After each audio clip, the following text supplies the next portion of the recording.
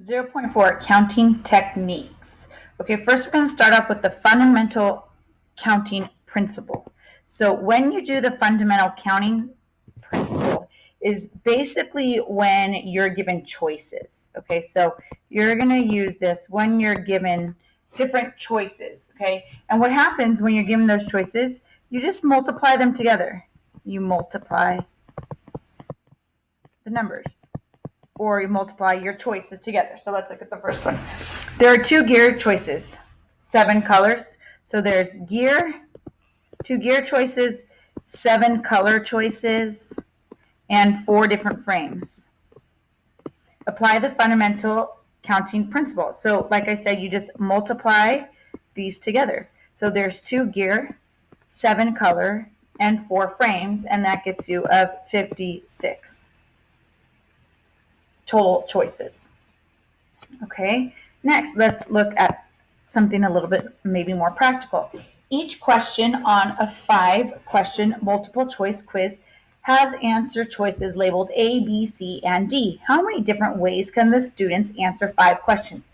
Okay, let's draw this out so it's a little bit more easier. So you have 5 questions. 1, 2, 3, 4, 5. There are your 5 questions. Okay, and then it says each of the questions is labeled with choices A, B, C, or D. So you have 4 choices for each question, A, B, C, or D. So you have A, B, C, or D for 1, A, B, C, or D for 2, A, B, C, D 3, A, B, C, D 4, A, B, C, D for 5. So now you multiply those together. Okay, so basically it's 4 to the 5th power. I'm not multiplying the 1, 2, 3, 4, and 5 together because those are my questions, right? So 4 to the 5th power is 1024. Okay, Dan is running to tuxedo from prom. Once he has chosen his black jacket, he must choose 3 types of pants and choose from 3 colored vests. So he has a jacket, he has pants, and he has a vest, and you're multiplying all those together. So he already chose his 1 jacket. He has 3 pant options and 6 vest options, which gets him a total of 18.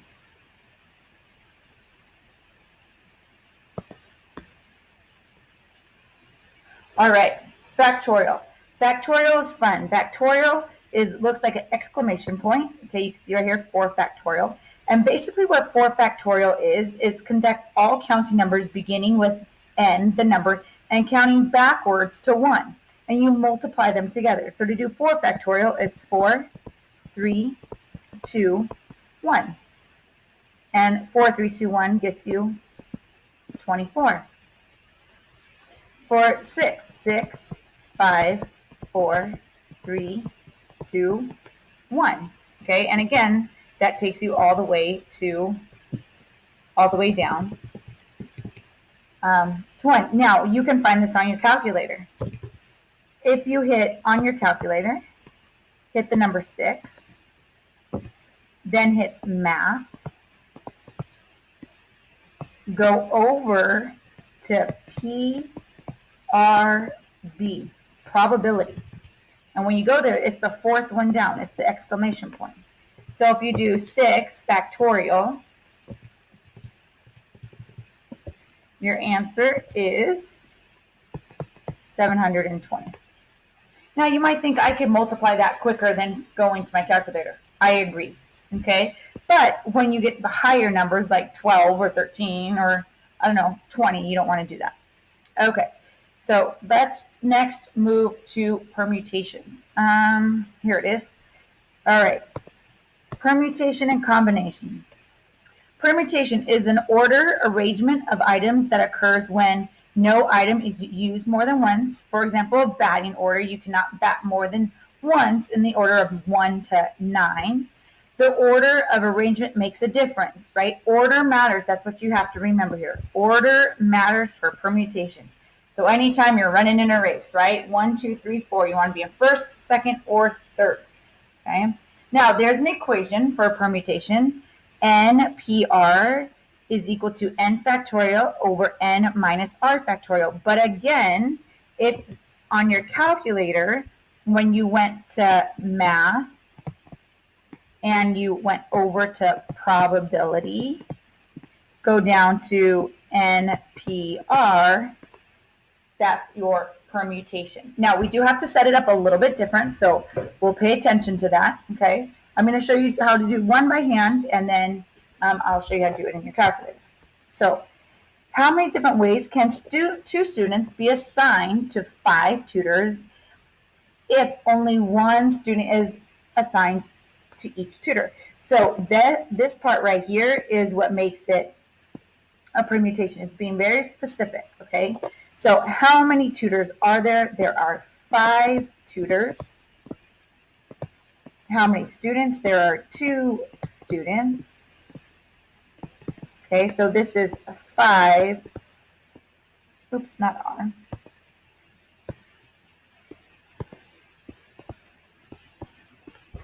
5p2. Now, how do you say that? We usually say it's permutation of 5 to 2.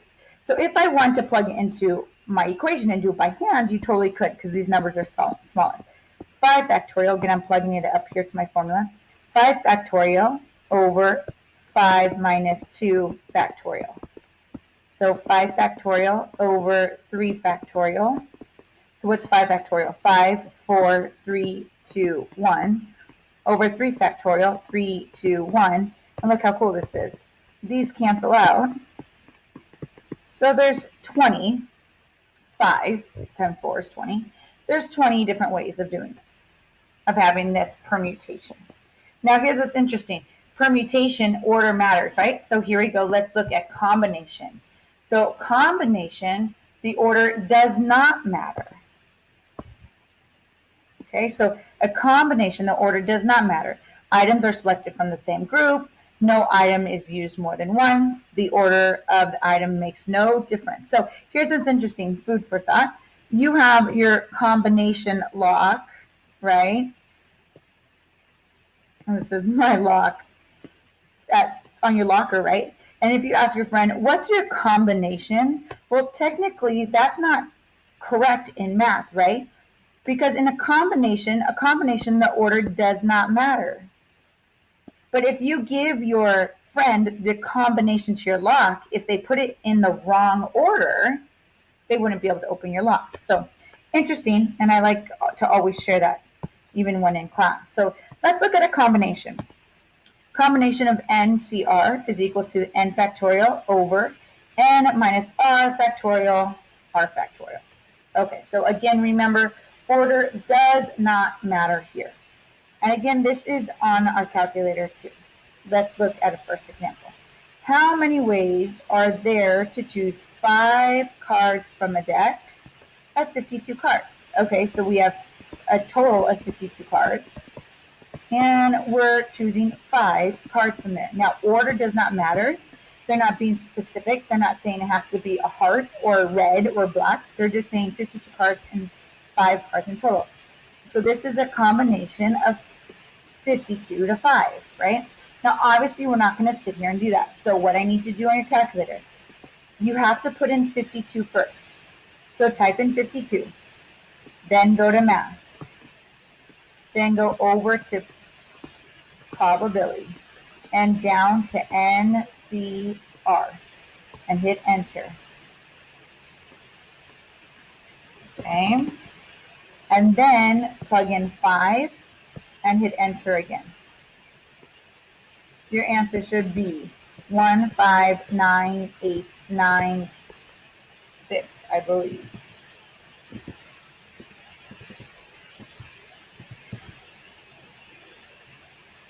Oh, nope, I'm way off. Sorry. 25. There you go. 98960.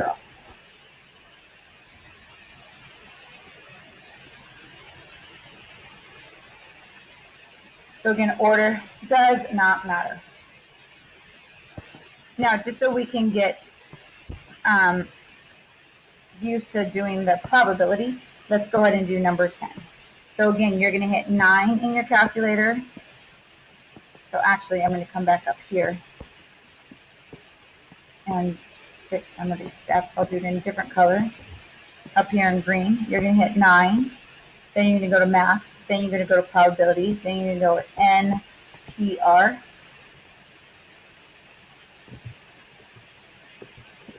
Hit enter. Then go ahead and put a 5 in and hit enter again, and you should get 15,120.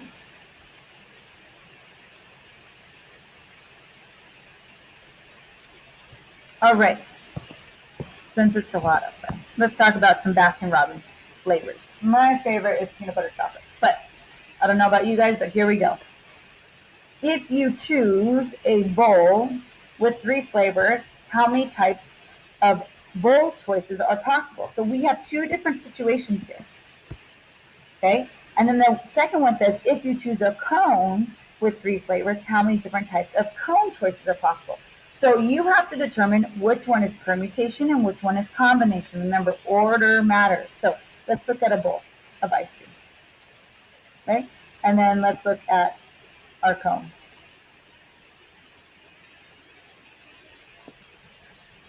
Okay, so when we deal with our bowl of ice cream, right? Let's say we choose green first. Then we choose the yellow one.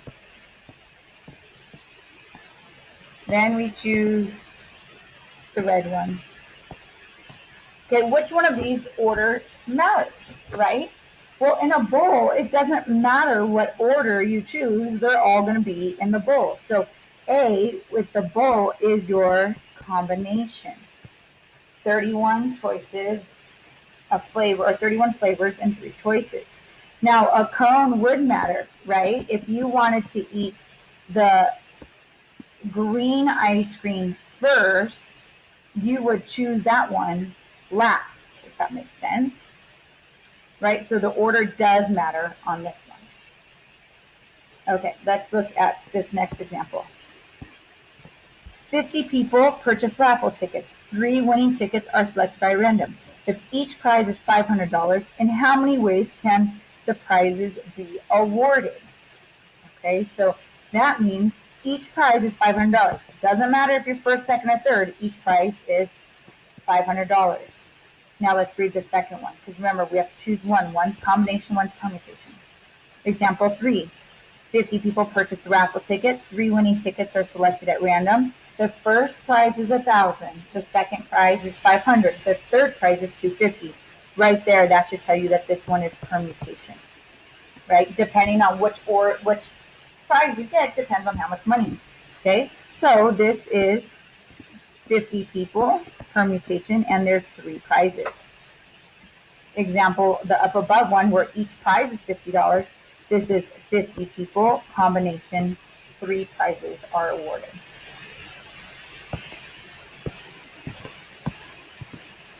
Okay, let's go to point 5, adding probabilities.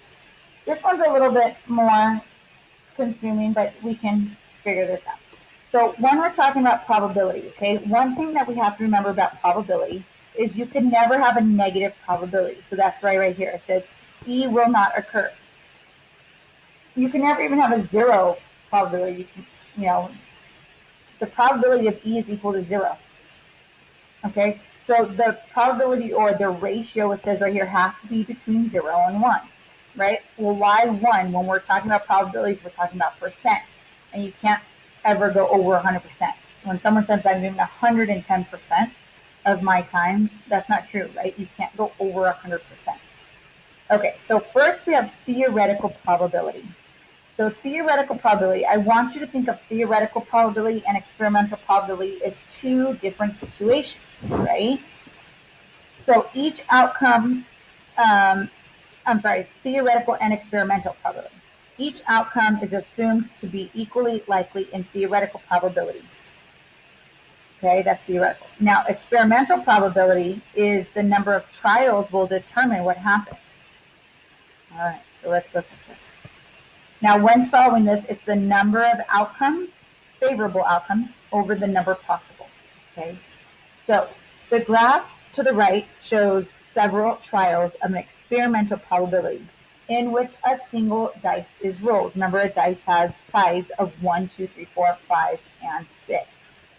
Okay, so what is the experimental probability of rolling a 6? Okay, well, let's see how much each one of these is. Okay, so number 1, this is 9, right? Goes up to 9. This goes up to 6. This goes up to 12. This goes up to 6, 7, and 10. Okay, so for this one, they want to know the probability of rolling a 6. Now, this is experimental probability, okay? We're experimenting. We're doing the activity based off of the numbers rolled on our right-hand side. So in order to do this, a good equation to remember is want over total. So if you just remember want over total, you should be good. Okay, probability of 6. Well, how many times did you roll 6? 10 times. Out of total, how many times did we roll? Well, in order to know how many times we rolled, we have to add up all those numbers. 9 plus 6 plus 12 plus 6 plus 7 plus 10 gets you a total of 50 times. So 10 over 5, or 1/5. 1/5 of the time, according to this experiment, you would roll a 6. Now, theoretical probability, it doesn't matter how many times you rolled. This is like true. This is how many 6s are on a dice. That's what theoretical are, right? How many 6s are on dice? Well, if we look at the face of a dice, 1, 2, 3, 4, 5, 6. Theoretical probability says there's only 1 6. So this is 1/6 of the time you would get a 6. Right?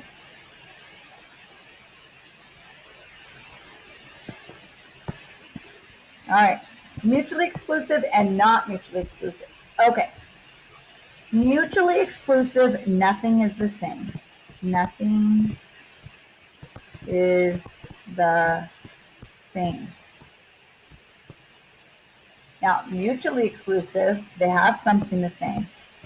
Have something the same. Or in common, we can always say.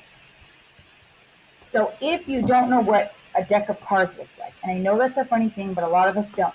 If you don't know what a deck of cards looks like, make sure you look at the post, okay? Because I will upload a picture of a deck of cards.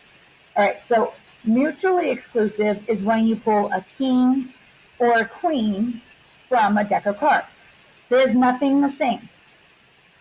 So it's king plus a queen. So this would be a king plus queens.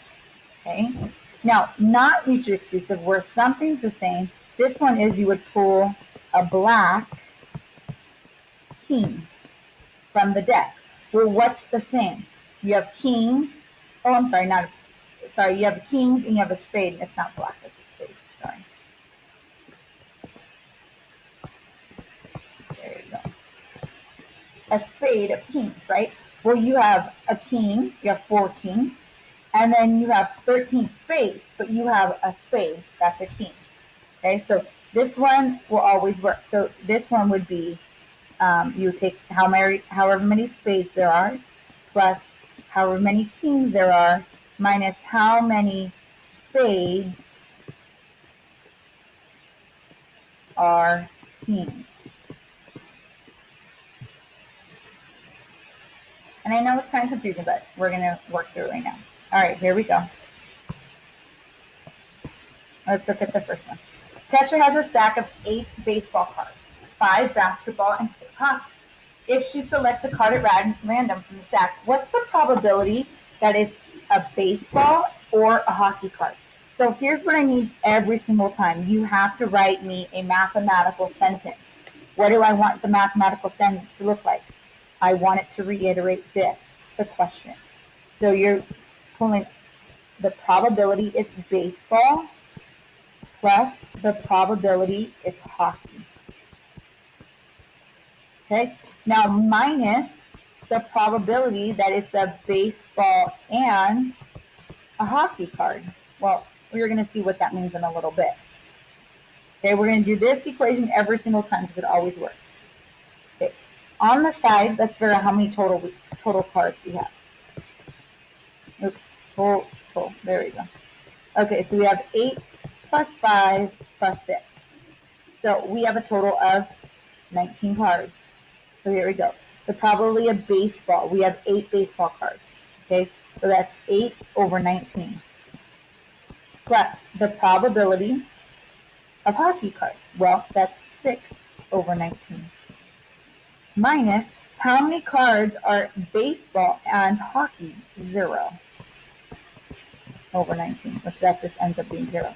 So my answer is 14 over 19. So this one is mutually exclusive. There is nothing in common. All right, let's look at B. Suppose that 1,400 students, 550 take Spanish, 700 take biology, 400 take Spanish and biology.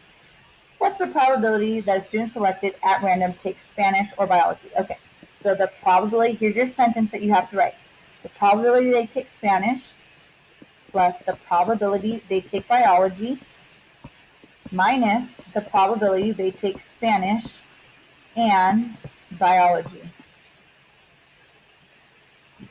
Great, so they told us there's 1,400 students total. So here we go. Probability they take Spanish, 550 over 1,400.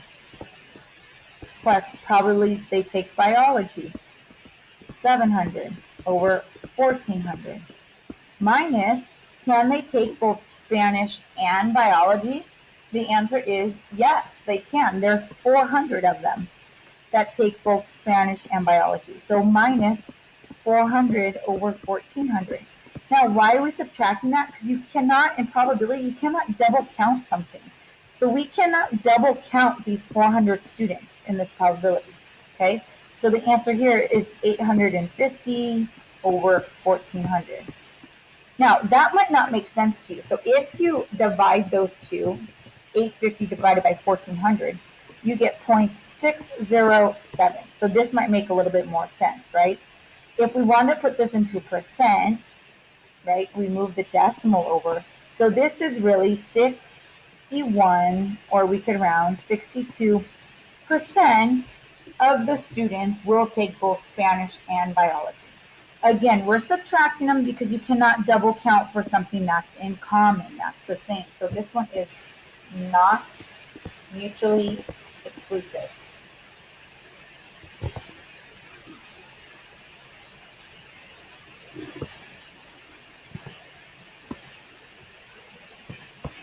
Let's do this sedan question because I like this car question. Okay, there are 40 vehicles on a rental lot. All are either sedans or SUVs. There are 18 red vehicles. 3 of them are sedans. So they're giving you a ton of information. Let's start like fixing this information. Okay, there are 18 red. Okay, and 3 are sedans. So if there's only sedans and SUVs, then I know that 15 are SUV. I need all this information. Let's go to the next one. They talk about, now there are 15 blue and 9 of them are SUVs. So then 15 minus 9 is 6 are sedans. All right, lastly, there are 2 black ones, which I don't have black. So the remaining are all black and 2 are SUVs. Okay, so we have 2 SUVs. Why am I doing red again? Sorry.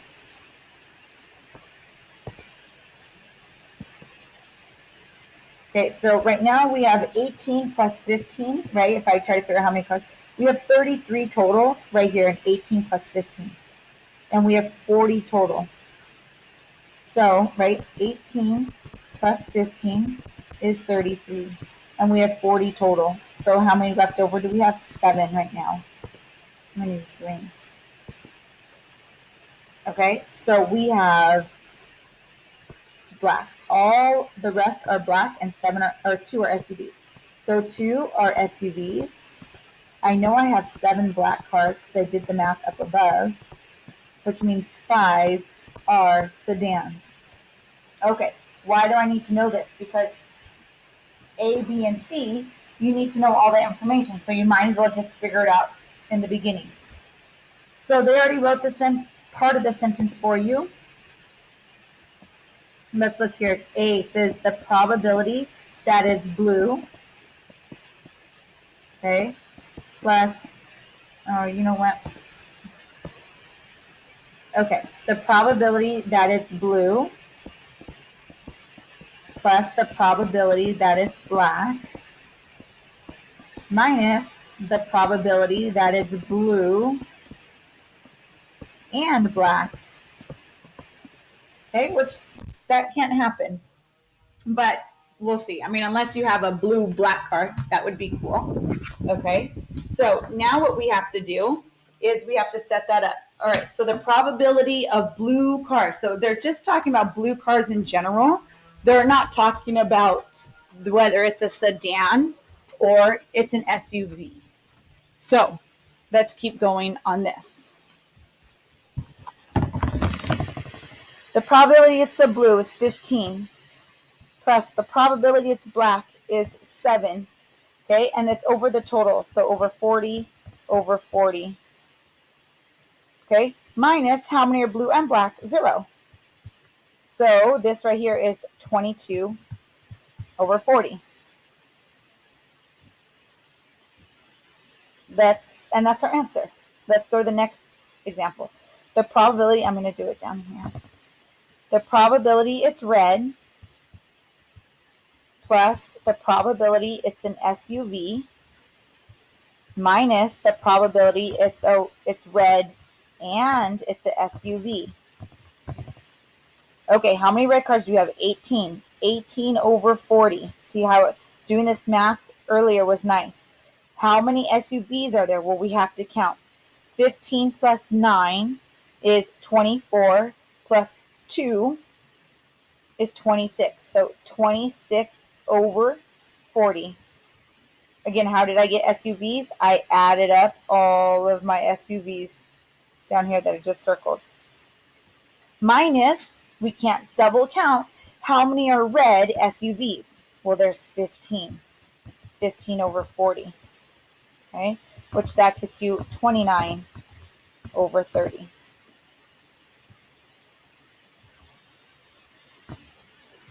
Okay, let's do the last one, the black or sedan.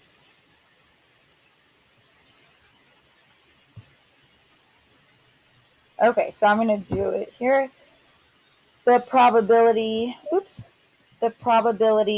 black plus the probability it's a sedan minus the probability it's black and a sedan. All right, the probability it's black. How many black cars do we have? 7 over 40. Plus the probability it's a sedan. Well, we have to add those up. 3 plus 6 is 9, plus 5 is 14. So 14 over 40. Minus how many black sedans are there? 5 over 40. Okay, so 7 plus 14 is 21 minus 5.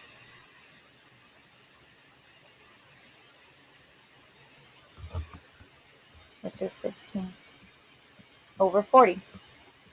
And that's my answer. And that's the lesson for today.